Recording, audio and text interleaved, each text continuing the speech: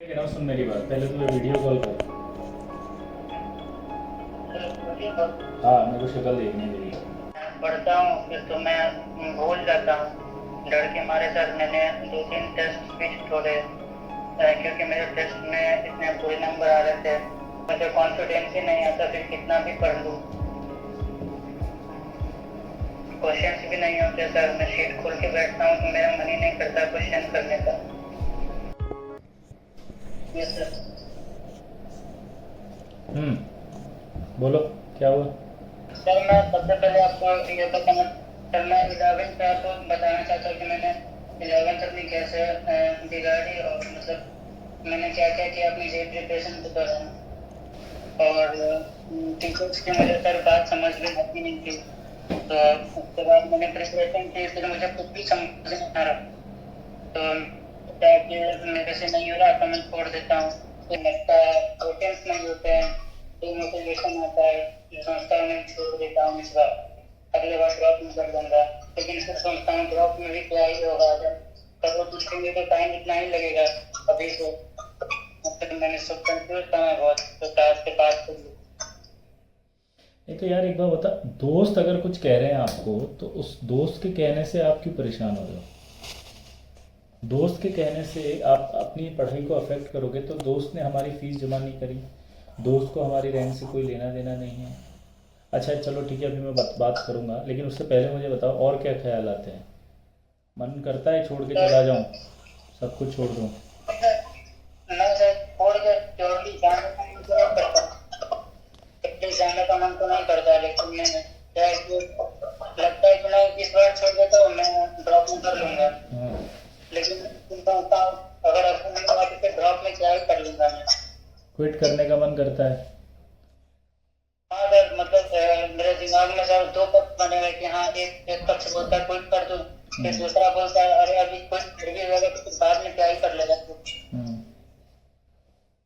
तो फिर वैसे वैसे ख्याल आते हैं बाबू साइमल्टेनियसली वैसे चलते रहता है कि हाँ क्विट कर दो नहीं करो। सर इसके चक्कर में पढ़ाई बहुत डिस्टर्ब हो जाती है पर मैं इसमें कुछ कर भी नहीं पाता हूँ। अब मेरी बात को ध्यान से सुनना, ठीक है? अब मैं बोल रहा हूँ उसको पहले सुनो। मैं हमेशा क्लास में एक ही लाइन बोलता हूँ कि जो भी तुम्हें ख्याल आ रहे हैं ना, ये कोई व्यक्ति हर स्टूडेंट को है। आज आप जो प्रॉब्लम बोल रहे हो ना, ये जितने आईटी जेई दे रहे हैं ना उनमें से मैक्सिमम स्टूडेंट्स के साथ होती है। और मैं ये कहना चाहूँगा कि जिन भी बच्चों के साथ ये प्रॉब्लम होती है वो बहुत ध्यान से सुनना और तुम इसको समझना बेटा। पहली चीज़ तो ये समझनी पड़ेगी कि देखो, हम जब पढ़ते हैं तो हमारा मन नहीं करता, ये तो क्लियर बात मानता है ना। तो हम अपनी खुशी से नहीं पढ़ते हैं कभी भी, हम इसलिए पढ़ते हैं कि हमें आईटी में अच्छी रैंक लानी है। तो पहले आपको ये सोचना पड़ेगा कि आपको आईटी में अच्छी रैंक लानी है। दूसरा आपको ये सोचना पड़ेगा कि यार जो रैंक लानी है वो कैसे आएगी। वो बिना पढ़े तो आएगी नहीं, पढ़ के ही आएगी। हाँ या ना? यस। हाँ या ना? Yes sir. तो पढ़ना यस तो सर। पड़ेगा, पहली चीज़। दूसरी चीज़, हम जब यहाँ आए थे तो हमने क्या सोचा था? हमने सोचा था कि हम पढ़ेंगे और अच्छी रैंक लाएंगे, तो हमें पढ़ना तो पड़ेगा। अब पढ़ते समय ऐसा कभी नहीं होता है कि आपको सारे सवाल हो जाएं। देखो, अगर मान लीजिए आपको किसी भी कोचिंग के अंदर 1 से 50 सवाल दिए होमवर्क में, तो एक स्टैंडर्ड होता है कि उस 50 सवाल के अंदर आपके कम से कम, ठीक है, 15 से 20 ऐसे सवाल होंगे जो नहीं होंगे। ठीक है, 15 से 20 सवाल जब नहीं होते हैं तो आप गलत फहमी पाल लेते हैं कि यार ये 15 से 20 सवाल नहीं हो रहे हैं इसलिए मेरा कुछ नहीं होगा। लेकिन आप ये भूल जाते हैं कि वो 30 सवाल हुए थे, वो 25 सवाल हुए थे। 25 सवाल अगर हुए हैं तो इसका मतलब 25 सवाल का मतलब 50% आपसे हुआ है। आपको पढ़ते समय इस बात को पॉजिटिविटी में लाना है कि वो 50% आपके लिए बहुत इंपॉर्टेंट है। क्यों? क्योंकि आपने नोटिस किया जे एडवांस किया, इस बार का कट ऑफ जो है ना सब्जेक्ट वाइज, वो सिर्फ 5 नंबर गया है। फिजिक्स का 5 नंबर, केमिस्ट्री का 5 नंबर, मैथ्स का 5 नंबर। 30% के अंदर एग्ज़ाम हो चुका और एग्ज़ाम में सेलेक्ट हो चुके हैं। 30% से मैक्सिमम कट ऑफ नहीं गया। तो इसका मतलब ये निकलता है कि अगर मुझे 50% भी आपसे हो रहे हैं सवाल, तो आपको उस 50% जो नहीं हो रहे उसके बारे में नहीं सोचना है, आपको उसके बारे में सोचना है जो 50% हो गए। अब उसके बाद जो 50% नहीं होते हैं उनके लिए टीचर्स होते हैं। आपको जाके अपने टीचर से पूछना है। टीचर से पूछने के बाद वो 50% में से भी 25% हो जाते हैं। और वो 25% होने के बाद जो 25% आपसे नहीं हुए आप उन्हें भले ही छोड़ दो। क्यों? क्योंकि वो ऐसे सवाल है जो आपसे नहीं होंगे, तो वो आप ईमान कर चलो कि वो टॉप 100 रैंक, टॉप 500 रैंक वालों के लिए होंगे। तो अगर मान लो हमारी रैंक 2000, 2500, 3000 भी आ गई ना बेटा, तो हम बहुत हैप्पी हैं। अब हम गलती क्या कर रहे हैं कि हम उस 100 के चक्कर में, 150 के चक्कर में हमारी जो 2-2500 आ सकती है उसको भी खो रहे हैं। हम कंपैरिजन का शिकार हो रहे हैं। हमेशा मैं क्लास में आपको कभी सुना हो तो मैंने बोला होगा, कंपटीशन करना है, कंपैरिजन नहीं करना। दूसरों से अपनी पढ़ाई को अफेक्ट नहीं करना है। दूसरे तो करेंगे पढ़ाई, दूसरे तो आपको इरिटेट भी करेंगे। तुमने जैसे बताया कभी कभी क्विट करने का मन करता है, तुमने जैसे बताया कि मेरी इच्छा नहीं होती पढ़ने की, तुमने बताया कि दोस्त आकर शॉर्ट नोट्स बनाने के लिए बोलते हैं तो हम परेशान हो जाते हैं, तुमने बताया कि सर शॉर्ट नोट्स नहीं बनाने में टाइम बहुत खर्च हो रहा है जिसकी वजह से मेरा पढ़ाई में मन नहीं लग पा रहा। तो यार ये सारी चीज़ें तुम्हारे साथ नहीं हो रही हैं, ये सारी चीज़ें हर विद्यार्थी के साथ हो रही है जो IIT JEE की तैयारी कर रहा है। तो अब सबसे पहला सवाल उठता है कि IIT JEE की तैयारी हमें करनी है, हाँ या ना? पहले बताओ तुम, चलो। Yes sir. सपनों को पूरा करना है कि नहीं करना? Yes sir. पेरेंट्स की एक्सपेक्टेशन को पूरा करना है नहीं करना?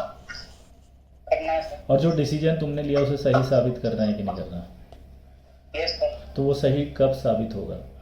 वो सही तब साबित होगा ना जब तुम युद्ध में डटे रहोगे।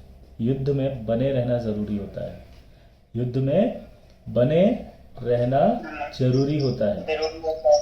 युद्ध छोड़ के नहीं भागते हैं, बताया था ना कल मैंने। हेलो, याद आया? तो अभी युद्ध की तैयारी चल रही है भाई, तो युद्ध में बने रहो। युद्ध में जीत अवश्य मिलती है, युद्ध छोड़ के नहीं मिलती है। तो आपको नेगेटिविटी छोड़नी है, प्रॉमिस करो पहले। प्रॉमिस करता हूँ कि मैं नेगेटिविटी छोड़ दूंगा। IIT की कसम खाओ। IIT की कसम, मैं नेगेटिविटी छोड़ दूंगा। यही IIT है, यही IIT है। लेकिन मुस्कुरा के बोलो।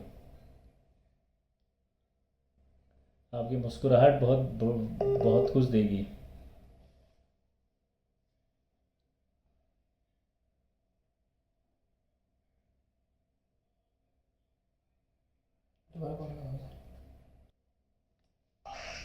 अरे तुमने फ़ोन तुमने तो नहीं काटा था ना? ठीक तो हो तुम?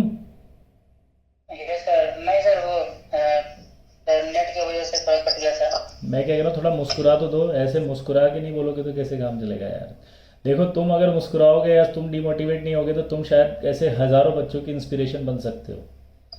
तो ये तुम्हें आज साबित करना है कि तुम्हें हज़ारों बच्चों की इंस्पिरेशन बनना है। तुम्हें याद है स्नेहा जी ने तुम्हें बोला शायद ना, तुमने बताया अभी मुझे। Yes sir. तो स्नेहा जी आज इंस्पिरेशन बनी और आपको कहा कि सर से बात करो। तो ऐसे ही आज अगर आप खुद मुस्कुराओगे, आप अच्छी रैंक लाओगे, तो एक दिन आप भी तो बोलोगे ना कि सर से बात करो। Yes sir. लेकिन कब बोलोगे? जब आप मुस्कुराओगे। ऐसे थके हुए, हारे हुए, हताश होके नहीं रहना है। हमेशा मैं एक लाइन बोलता हूँ, याद है? जिंदगी के तरकश में कोशिशों के तीर जिंदा रख, हार जाए अगर सब कुछ मगर उम्मीद जिंदा रख। और कुछ देर की खामोशी है, फिर शोर आएगा। उनका तो वक्त आया था, तुम्हारा दौर आएगा।